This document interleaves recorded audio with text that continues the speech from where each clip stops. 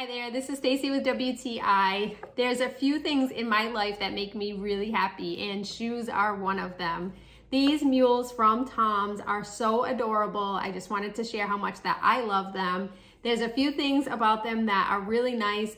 They are a heel, but they're easy to walk around with thanks to this nice big chunky 2.5-inch heel, but they're nice and solid as you're walking in them. I also really like that they're 100% suede, so you get a nice dark color up here. It has the super cute fringe detailing.